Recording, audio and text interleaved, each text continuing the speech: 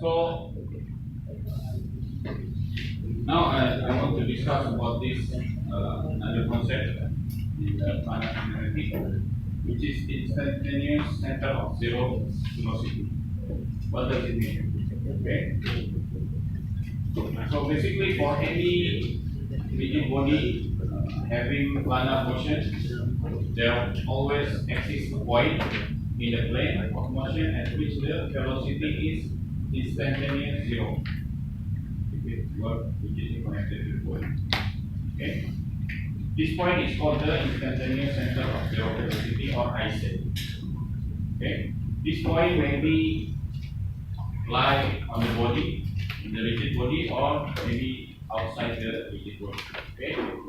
So if the location of this point you can find, okay, the velocity analysis can be simplified because the body appears to rotate about this point at that distance. It means actually we try to simplify the equation.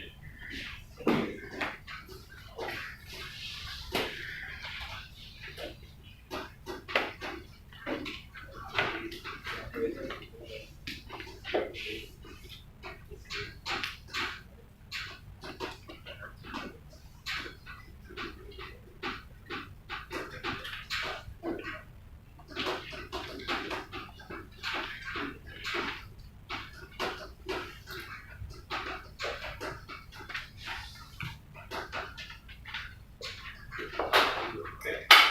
So this only applies for finding the velocity of it. So for example, we have a rigid body like this, okay, AB, okay, and then the general plane equation for this is PB equal to PA plus omega AB cross R, right? So by using this concept, we eliminate finding this value. Okay, but we need to find the point where that point has zero velocity, so that it will become zero. Okay.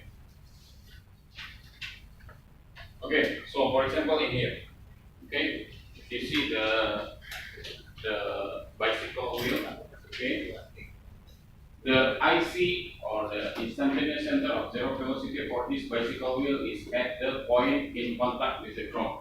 Okay, so for this wheel, when it moves right, the IC will be always in this point where it contact with the ground.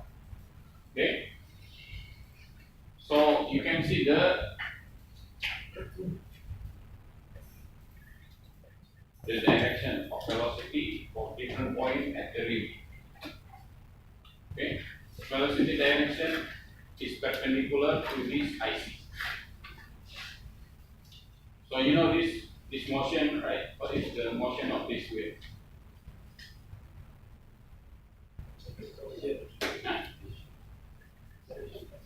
General plane motion.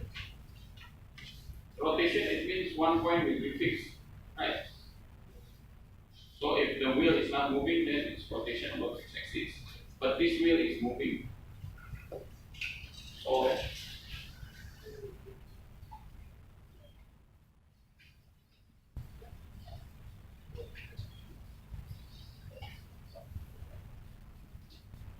you can see this wheel, for example, right? So if rotation along fixed axis, this point is fixed. This one is just rotating like this. But this wheel is moving, right? So it is general plane motion because this point is moving always to this side, and this point will have certain velocity like this.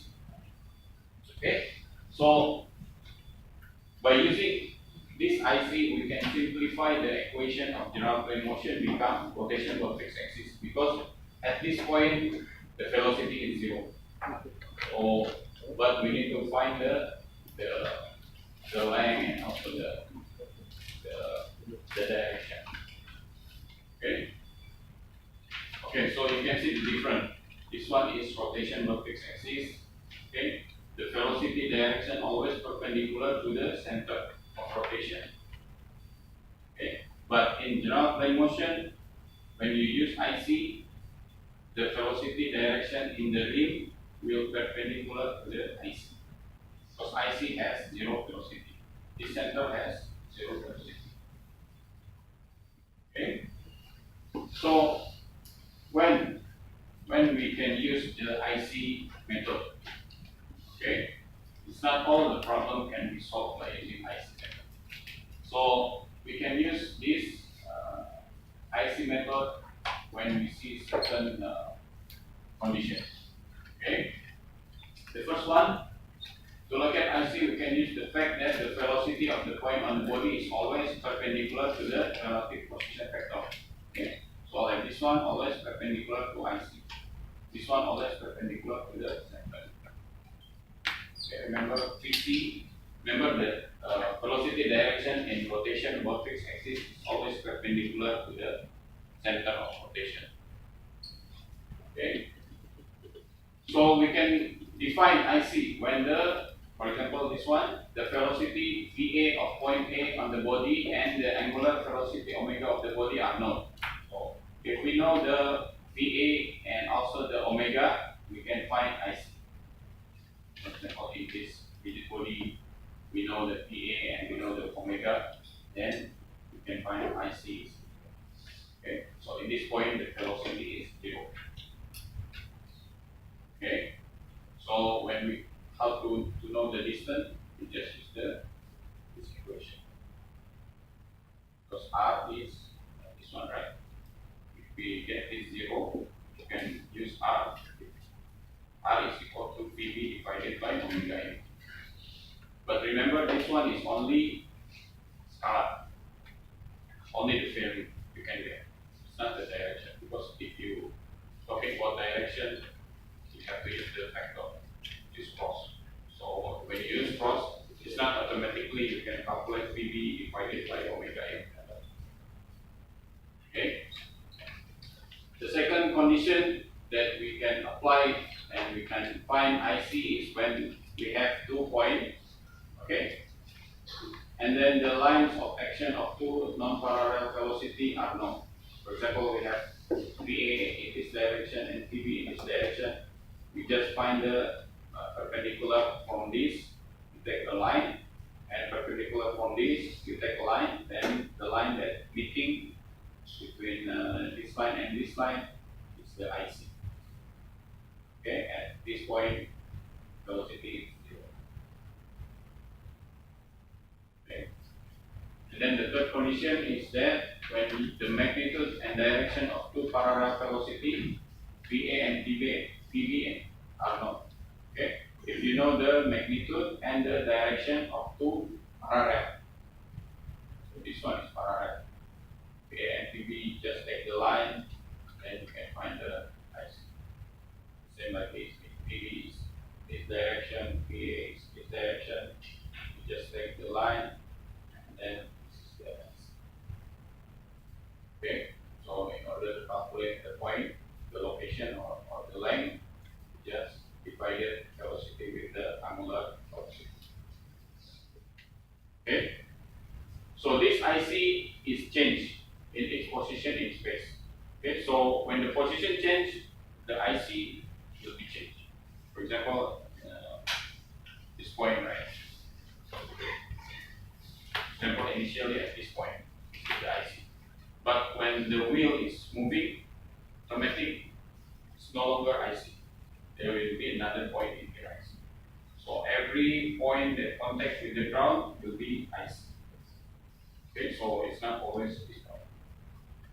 Okay? Only at that instant, I mean only at that picture, then you can define that the IC. Okay? So by using IC, calculation normally in scalar. Okay, so the result will be in scalar. You cannot use this. Okay, so at this point is the same like this. And this IC method is only to calculate the velocity. You cannot use to calculate the acceleration. Okay.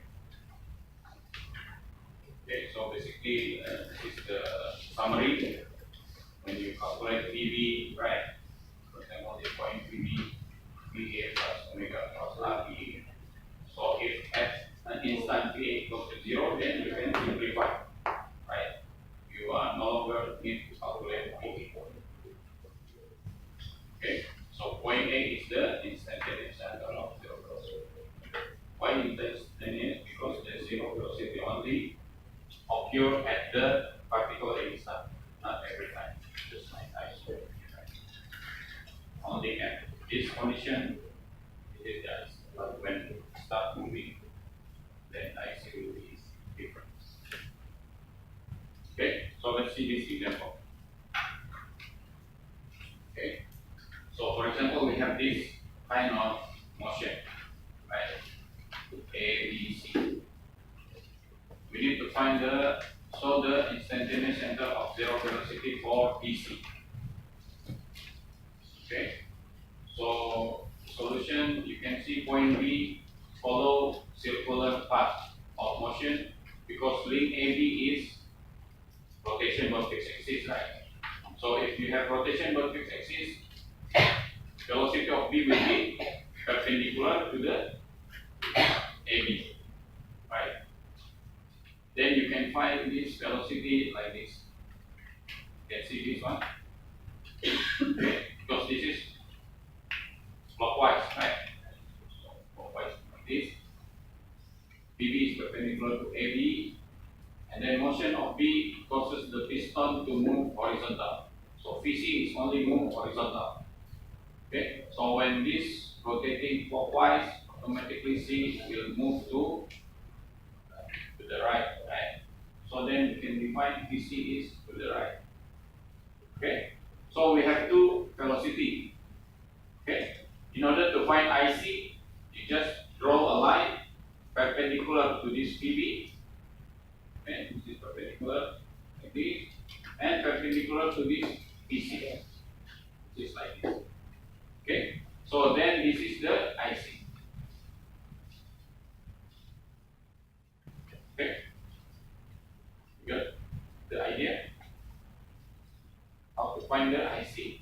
Okay. PB, you know the direction of PB. This one, because this is perpendicular to A. VC, you know the direction of VC. It's always horizontal. So this is horizontal. So you take a line perpendicular with VC and line perpendicular with PB, and then you will find the point where these two lines meet. Okay. Then this point will be the IC. So at this point, the velocity is 0. Okay. Okay. So let's try with this calculation. Okay. For example, this system. Okay. We have AB and BD.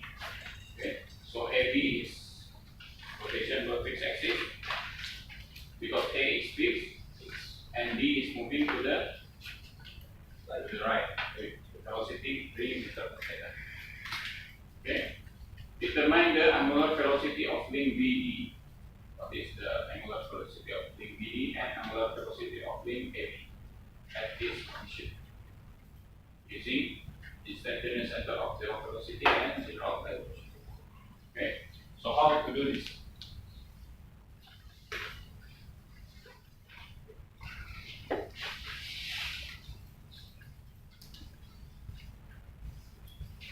Okay. So we have this system. You can see from the system BD first. Okay, BD.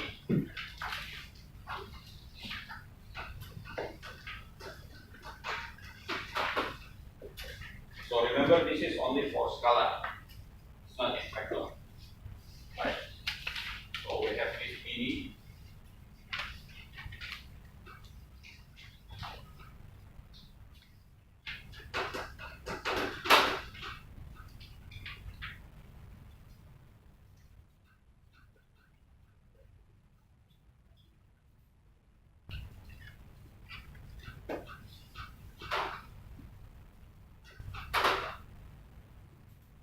Okay.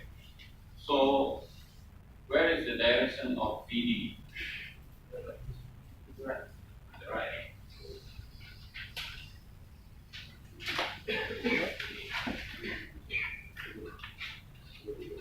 How about B?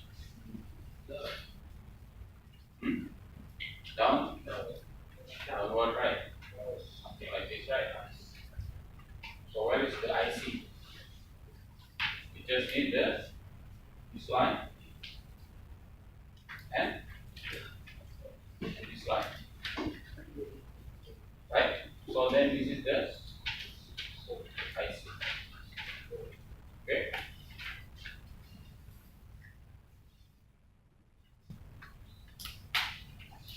Right. So we have this angle. What is this angle? 45. It means this angle also 45, right? Okay.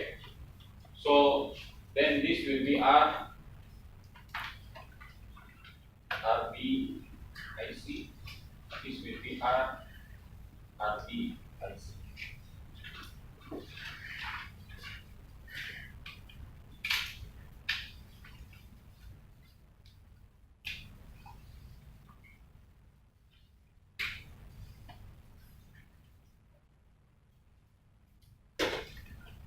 Okay. So first we need to find what is the RBIC. What is RBIC? So it's not vector. So I don't put the arrow in here. What is this? From trigonometry, we have this line, right? 0.4. So this one is perpendicular. So this is what? Sine. Sine is 45, right? This is the line facing this angle, right? Sine or tangent?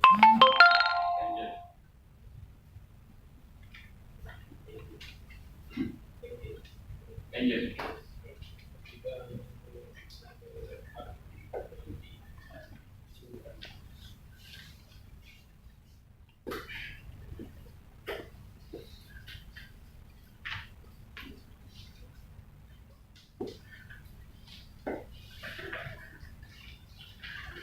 Tangent because this is so it's like this, right? 45. So this is 0.4. This is D. This is IC. This is B, right? So this DIC is tangent, right? Because this is on. Correct? 0.4. Tangent 45. 0.4. Okay. And then RBIC. This RBIC means this. Then it will become cosine, right? It's cosine. So 0.4 divided by cosine.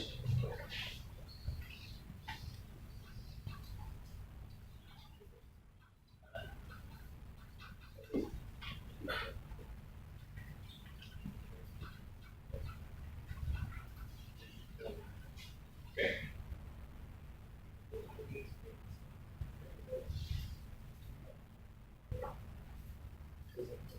So then we need to find the angular velocity of link BD. So angular velocity of link BD is omega BD equal to V, because we have BD, right? Divided by R D IC. So 3 divided by 0.56.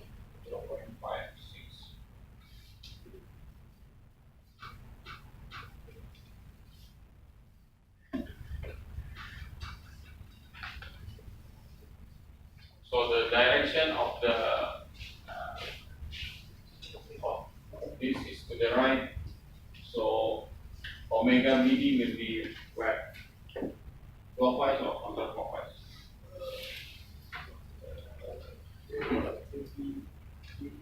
one you pull.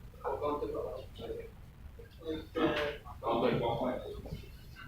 You pull this will be like this, right? So then the rotation. Right.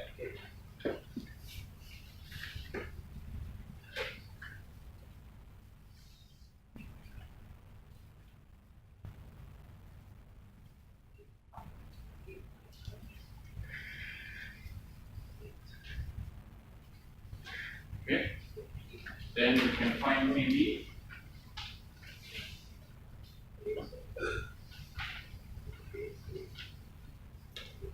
PB will be omega PD.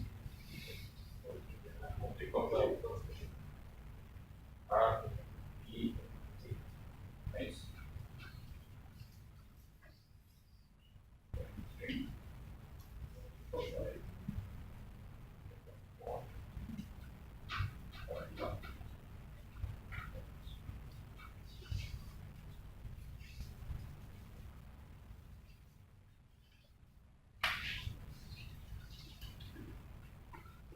Okay, so the value is only scalar, only the number without the direction, but the direction you already know, right?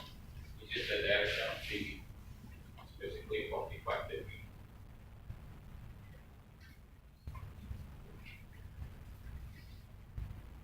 Okay, then we need to find the omega AB. Omega AB, you can see that the AB system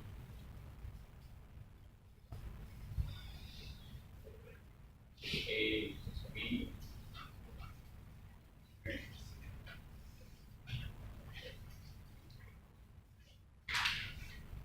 Then this is BB.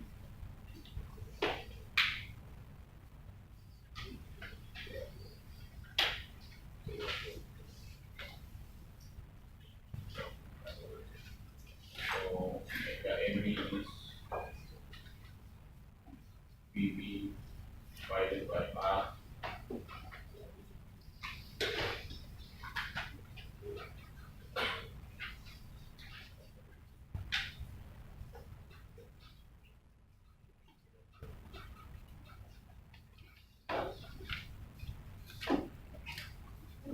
Okay.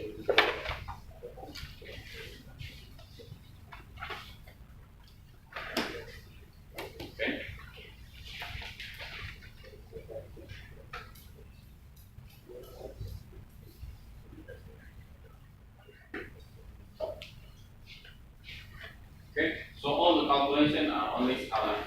You can see you need to calculate the R from the point B to the IC.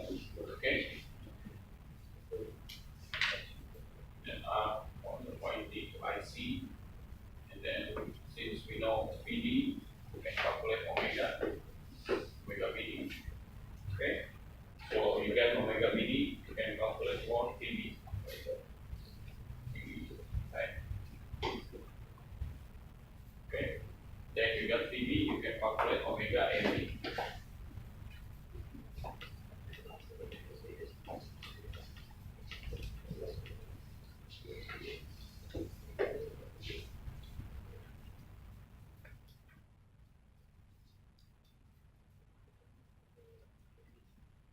So this is simplification from the general plane motion.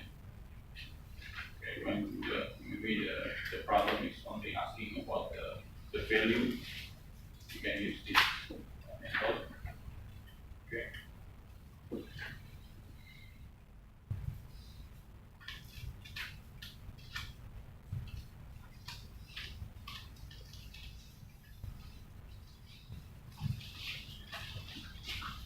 Now, how to use the general plane motion method? Okay. So if you use general plane motion, then you need to use the PV equal to PD plus omega BD cross R. Right? So PD will be AI plus meaning is unknown. So you need to find the RDD in terms of vector.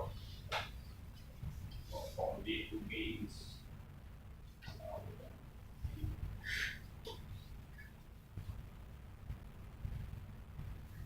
minus 0.4, 0.45, I, okay. Then plus 0.4 sine 45J, correct? Okay. So PV will be in I and J, so then we need to calculate split convert, right?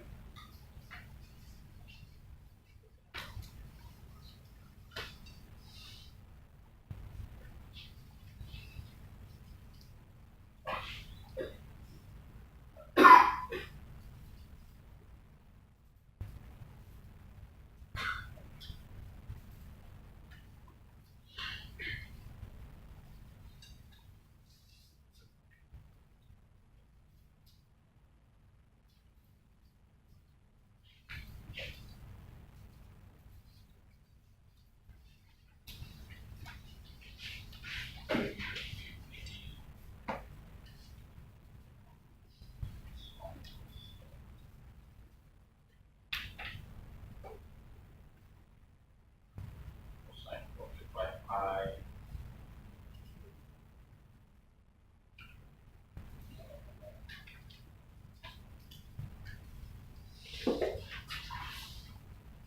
Okay. You can try on to do that by using the general plane motion. Okay.